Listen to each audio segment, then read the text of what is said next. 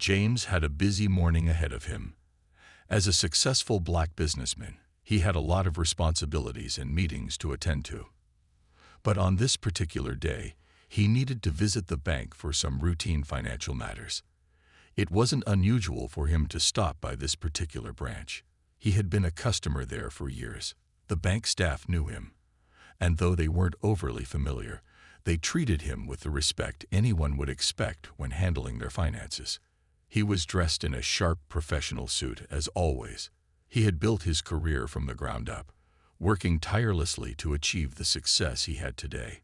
People who didn't know him often assumed he came from wealth or had connections, but his story was far from it. James had grown up in a working-class neighborhood, where opportunities were limited. Despite that, he worked hard in school, earned scholarships, and built his career through sheer determination. Today, he was not just another face in the crowd. He was a man who had earned everything he had, and he took pride in it.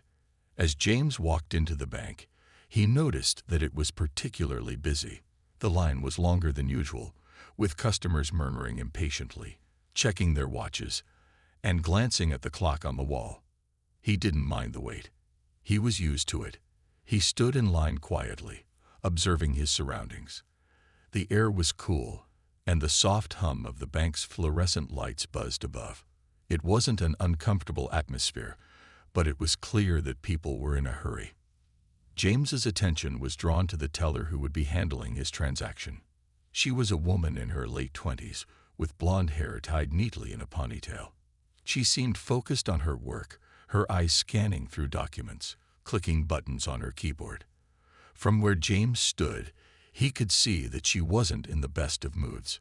She looked like she had been dealing with frustrated customers all morning. As he approached the counter, the teller barely glanced up at him. She gave him a quick, almost dismissive nod, as if he were just another routine customer. She didn't even bother to smile. "What can I do for you today?" she asked, her voice flat, almost robotic. James, not one to make a scene, responded politely, "I need to transfer some funds and check on a few things with my account." His tone was calm and professional, as always. But what happened next was unexpected. Instead of treating him like any other customer, the teller's demeanor shifted. She started typing into the computer, her fingers moving quickly but with an air of impatience. "Is this a personal account or a business account?" she asked, not looking up from the screen. "Business," James replied, his patience beginning to wear thin. He had dealt with many tellers over the years, and he knew that some were faster than others. But this felt different. It wasn't just the slow pace of the transaction. It was the way she seemed to disregard him. As she continued to type, James noticed a small smirk on her face. He couldn't place it, but there was something about her expression that felt judgmental. "You know," she said, glancing up at him briefly, "we don't usually process large transfers for people who don't have much history with us. We have to make sure the funds are, legitimate." James's brow furrowed slightly, but he didn't respond immediately. He had been a customer at this bank for years, and he had more than enough history for them to know that his funds were legitimate. He had invested millions in the bank and had a solid reputation in the business world. But none of that mattered to her. As she continued to treat him like just another regular customer, James started to feel uncomfortable. The way she talked to him, the subtle tone of condescension in her voice, it all made him feel like he didn't belong, like she was judging him based on his appearance alone. In that moment, James realized that this wasn't just about a transaction. It was about something deeper. The bank teller had made an assumption about him based on his skin color, his attire, and perhaps the fact that he didn't immediately demand special treatment. Despite everything he had achieved, James could still feel the weight of society's bias. He took a deep breath, deciding that he would not let her treatment affect him. But inside, he couldn't shake the feeling that something wasn't right. Something needed to change. Little did the teller know, James wasn't just another regular customer. And soon, she would realize just how wrong her assumptions had been. As the minutes ticked by, James stood at the counter, growing increasingly uncomfortable with the way the bank teller was handling his account. Her words, her actions, everything felt off. He could tell that she was making assumptions about him, and each moment seemed to drag longer than the last. The way she glanced at him, almost dismissively, left him with the sinking feeling that she didn't believe he belonged in this space. The teller, still not looking at him properly, continued to type into her computer, taking far longer than necessary. It was as though she was deliberately making the process difficult, as if she wanted to prove a point. "I'm just checking a few things," she muttered, her eyes still glued to the screen. James noticed the slight smirk that tugged at the corner of her lips when she finally looked up, as if she had some secret knowledge about him. It was subtle, but the feeling of judgment was unmistakable. He could sense what she was thinking, even though she hadn't said it out loud. To her, he was just another man who probably didn't have much. Another customer who might not even have the money to back up his request. She was making assumptions based on his appearance, and that made James feel small. He'd been through enough in his life to know how society viewed him. People would look at him, see a black man in a suit, and assume he wasn't worthy of respect. But James wasn't the kind of person to let those kinds of thoughts control him. He had worked hard for everything he had, and no one, not even a bank teller, would make him feel inferior. He had come from nothing and built a life for himself through his own efforts. He wasn't just a man with an account at the bank. He was a major investor with power and influence. He had worked with some of the wealthiest individuals in the world and had helped build successful businesses from the ground up. James watched her continue her work, feeling more and more irritated by the way she treated him. He was trying his best to remain patient. He had always believed in taking the high road, in responding to negativity with grace and composure. But this was different. This wasn't just a simple mistake. It was a clear case of someone underestimating him because of who they thought he was. The teller's voice broke his thoughts. "Can I see some ID?" she asked, her tone flat, still not showing any real interest in him as a person. James nodded silently, pulling out his wallet and handing her his ID. She took it, barely glancing at it before scanning it into the system. But then she paused.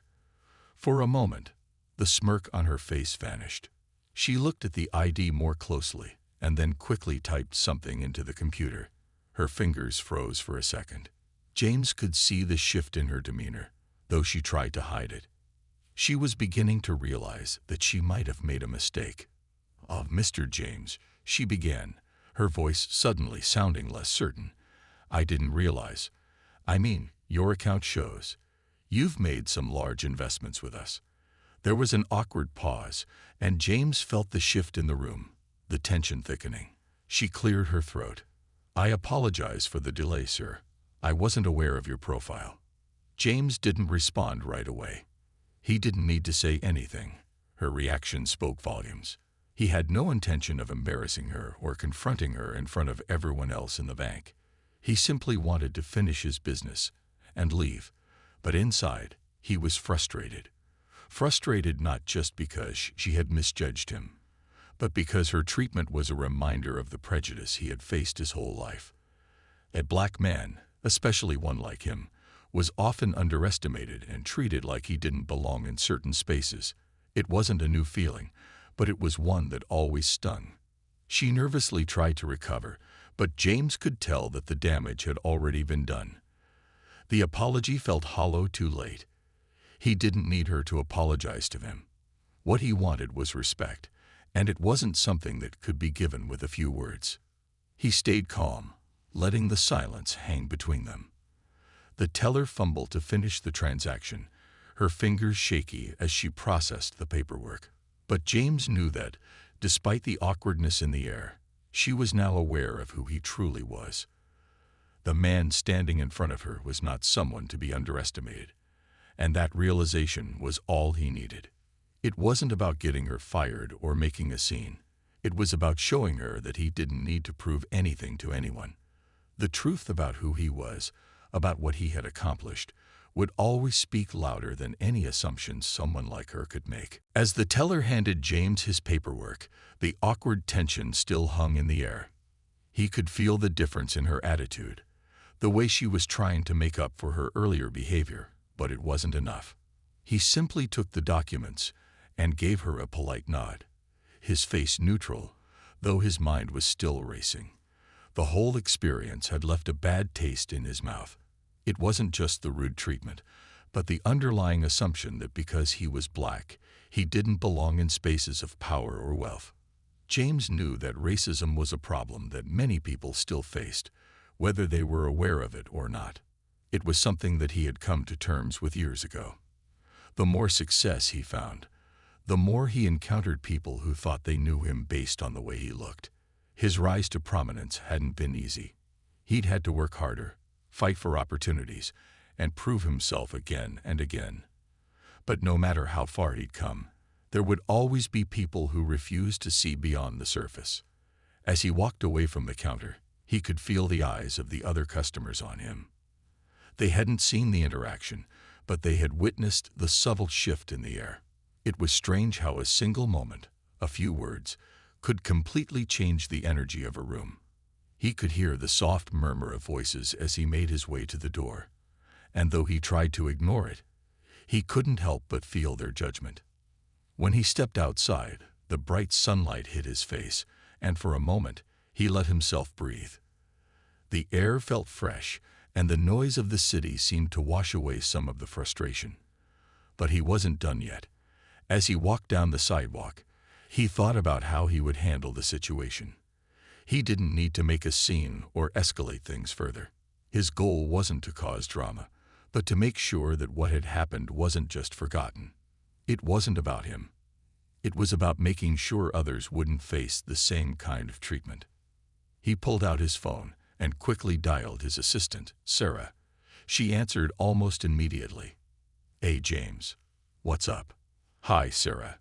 I need you to get me the contact information for the branch manager at my bank.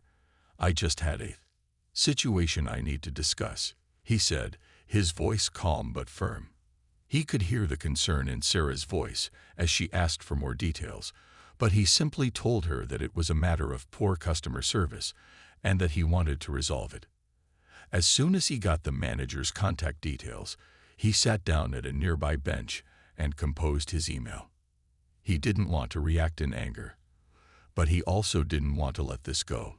He knew that ignoring the situation wouldn't solve anything. He typed a carefully worded message, explaining what had happened at the bank and how it made him feel. He didn't want to come across as bitter or demanding, but he wanted the bank to understand the impact of the experience. The email was polite but firm, outlining how the teller had treated him differently based on assumptions, and how that treatment was not only disrespectful, but damaging to the trust he had placed in the bank. He mentioned that he had been a loyal customer for years, and that he deserved better than the dismissive, judgmental behavior he had received. After hitting send, James sat back and took a deep breath. It wasn't about revenge. It was about raising awareness. He had the power to influence change, to make sure that others wouldn't have to face the same treatment he had just endured. But it wasn't just about the bank. This was bigger than that. It was about changing the way people saw one another, about breaking down the stereotypes that still ran deep in society. He didn't expect the bank to change overnight, but he hoped that his words would make them think twice before treating anyone, especially someone like him, with anything less than respect. As he got up and continued his walk, James thought about all the people who might face the same kind of mistreatment, the ones who didn't have the platform or the resources to stand up for themselves. It was his responsibility, he felt, to be a voice for those who couldn't speak out. His success had given him a chance to make a difference, and he wasn't going to waste it. The day wasn't over, and he knew that there would be more challenges ahead. But in this moment, he felt a sense of purpose. The interaction at the bank had been frustrating, yes, but it had also reminded him of the importance of standing up for what was right, no matter how big or small the battle. The fight for equality, for respect, wasn't just his fight. It was everyone's. The following day, James woke up with the same thought running through his mind. The events at the bank were still fresh, and he knew that the situation wasn't something he could just brush aside. It wasn't just about him anymore. It was about everyone who had ever been mistreated or judged based on assumptions. He had spent years working to break down barriers in his own life, and he wasn't going to let something like this slide. As he sat at the breakfast table, his phone buzzed with an incoming email. It was from the bank manager. The message was polite, apologetic even, but James could sense something was missing. There was an air of professionalism, but it felt like a scripted response, the kind of apology someone gives when they know they've made a mistake but don't want to take full responsibility. Dear Mr. James, I apologize for the unfortunate experience you had at our branch yesterday. We take customer service very seriously, and I assure you that this matter will be looked into. We value your business and your loyalty, and I hope this incident does not affect your relationship with us. Reading between the lines, James could tell that they were more concerned with keeping him as a customer than truly addressing the deeper issue at hand. The apology felt like an automatic response, a way to smooth things over without truly confronting the root of the problem. It was exactly what he expected. He wasn't interested in empty words. He wanted real change. He sat down and typed a response, this time making it clear that he wasn't just looking for a simple apology. He wanted the bank to understand why what had happened was so much more than a minor mistake. He explained how people, especially those from marginalized groups, often faced judgment based on their appearance, their race, or their background.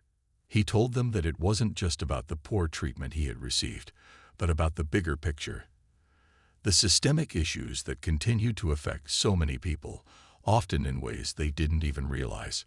He asked the bank manager to not only address the behavior of the teller, but also to implement training for all their staff to ensure that such a thing would never happen again. It wasn't enough to just reprimand one person. The whole system needed to change. James knew that one email wouldn't fix everything, but he hoped it would be the first step toward real action. He sent the email and then leaned back in his chair, his mind already racing ahead. This wasn't just about the bank anymore. It was about challenging the status quo. It was about making sure that everyone, no matter their race or background, was treated with the respect they deserved.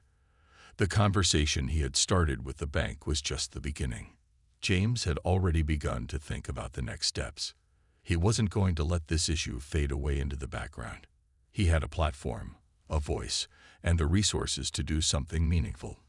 It was time to start using them. He thought about the ways he could bring awareness to the issue.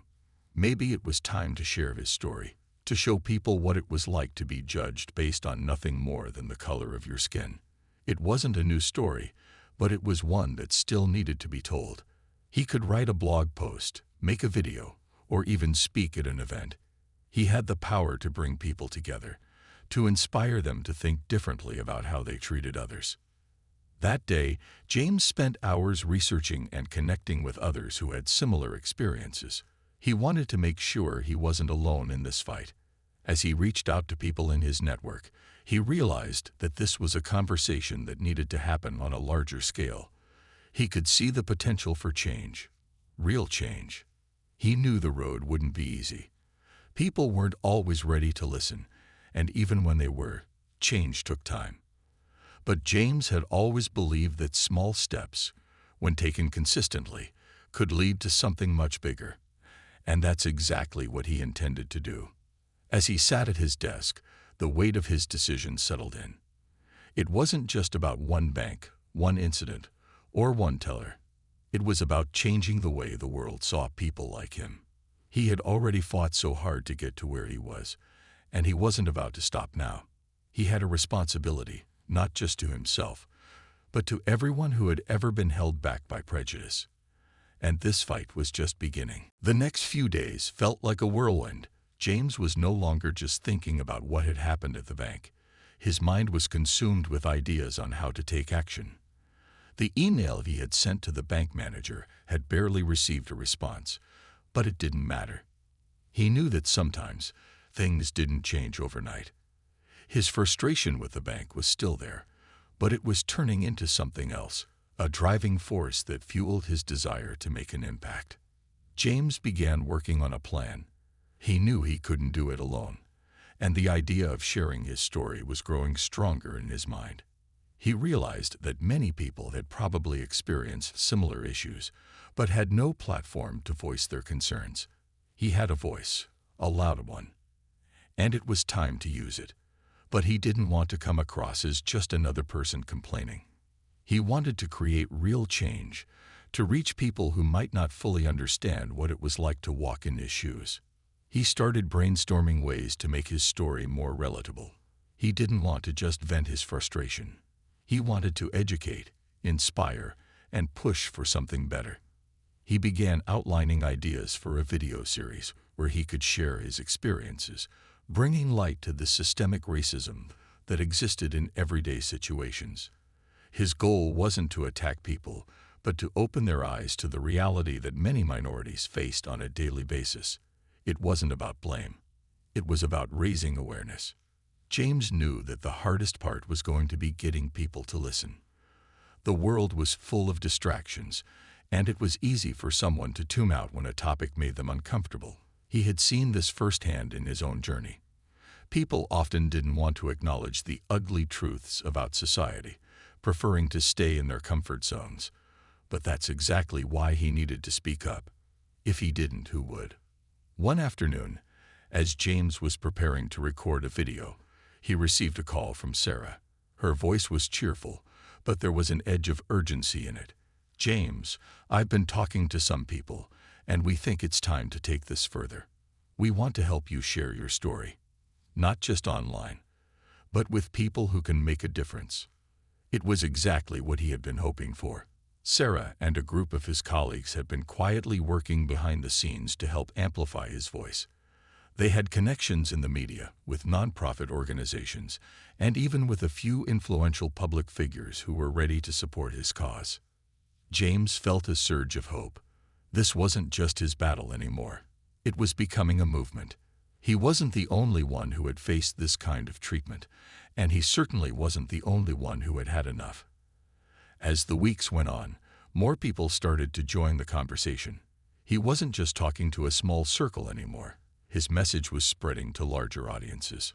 One day, as James sat down for an interview with a local news outlet, he felt a shift in the air.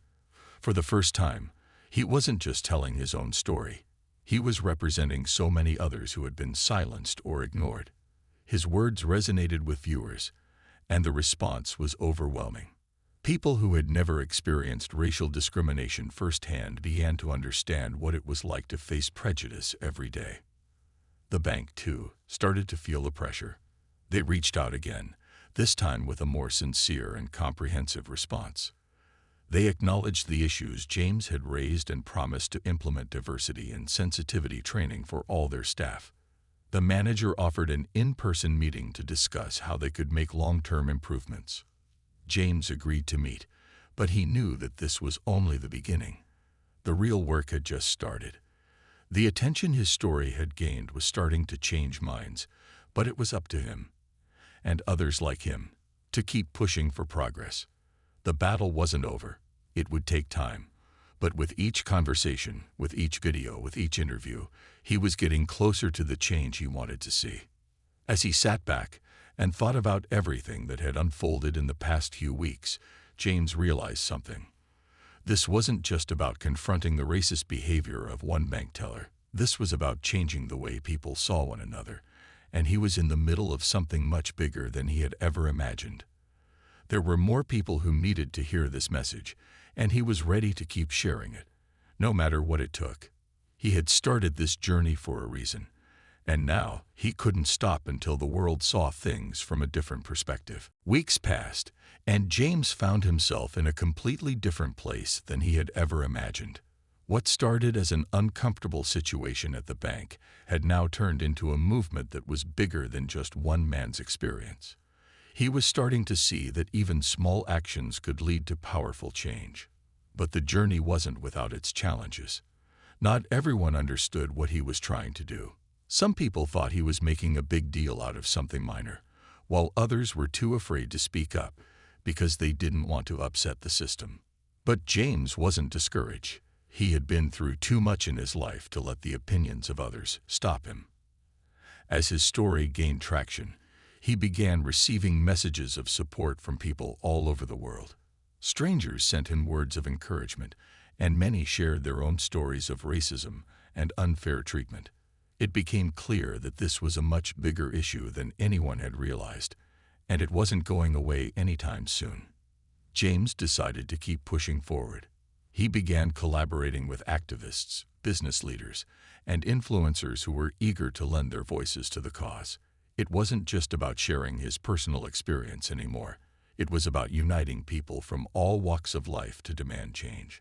He was starting to see the power of collective action, and it felt both overwhelming and empowering at the same time. The local media continued to cover his story, and soon, larger outlets began to take notice. James was invited to speak at events, appear on podcasts, and give interviews. His message was simple but profound. It wasn't enough to just apologize and move on. Real change required action, not just words. And for him, that meant using his platform to raise awareness, challenge assumptions, and start a conversation about the kind of world people wanted to live in. At the same time, the bank's response had started to shift.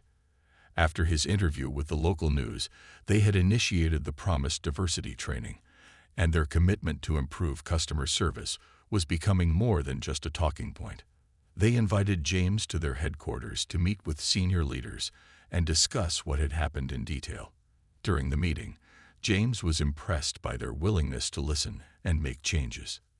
It wasn't perfect, but it was a start. They were beginning to understand that diversity wasn't just about checking boxes. It was about creating a culture where everyone, no matter their background, felt valued and respected. But even with the progress of the bank, James knew the fight wasn't over. Every victory, no matter how small, was a reminder that there was still so much work to do. He wasn't going to let up just because one company had started to listen. The real change had to happen everywhere, in schools, in workplaces, in neighborhoods, and even in people's minds. And that meant continuing to challenge the status quo. One evening, as James was sitting at his desk, he received a message from a fellow activist who had been following his journey. "You've inspired so many of us." The message read, "But what you're doing, it's bigger than you think. You're sparking a fire that's going to light up the world." James smiled to himself. The journey had been long, and there were still days when he felt overwhelmed, but the support he had received made everything worth it. The road ahead was still full of challenges, but he was no longer walking it alone. His voice, his message, and his story were now part of something much bigger than he had ever imagined. With each passing day, James felt more and more empowered. He had come to realize that true change didn't just happen because someone spoke out. It happened when people came together, when they listened to each other, and when they worked toward a common goal. The people who stood with him were the ones who would help make that change a reality. And as long as there were others willing to fight for a better world, James knew the movement would continue to grow.